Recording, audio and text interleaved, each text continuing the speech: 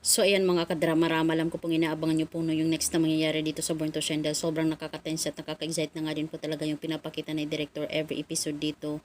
Ngayong marami nga pong plot twist or pinapakita nga po talagang bagong episode nga po talaga itong si director na kung saan ito yung inaabangan nating drama tuwing hapon. At alam naman po natin mga kadrama, yung ginagawa nga po talaga ngayon ni Dara, yung sikretong affair nga po niya dito kay Freddy na asawa nga po talaga ni Vanna.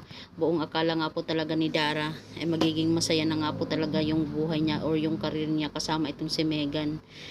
Dahil gusto nga po talaga niyang higitan nga po talaga itong si Jane at saka itong si Minchi. Tas matagal at saka noon talaga itong si Dara ay palagi niyang sinasabi na ito daw si Minchi ay kabit. Alam naman po natin mga kadrama na sobrang mahal lang nga po talaga ni Dio itong si Minchi. Itong si Dara lamang po talaga yung nagpapastop sa kanya para maging sila nga po talagang dalawa.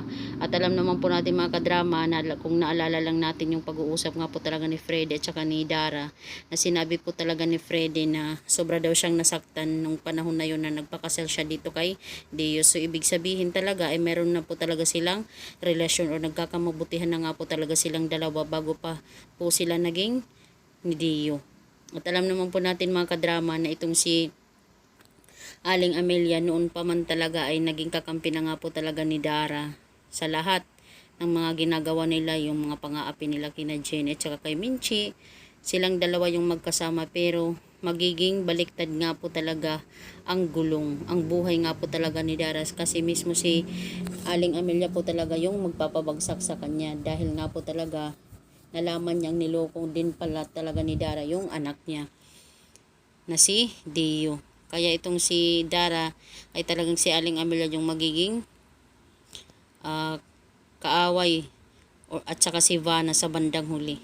Pati na din talaga itong si Minchi. Sabi pa nga, hindi palaging nasa taas yung buhay natin. Minsan tayo ay nasa baba, minsan tayo ay nasa taas. Talaga, hindi talaga pwede tayong magpakampante sa buhay na meron talaga tayo. Kaya abangan po talaga natin mga kadrama yung senaryo na mangyayari po talaga kay Dara at saka kay Miss Amelia.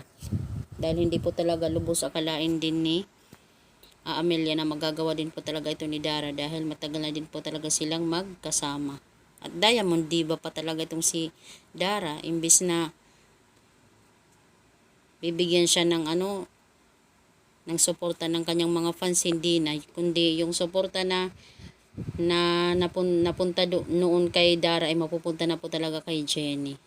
Diba? Dahil si Jenny po talaga yung mag-shine sa bandang huli.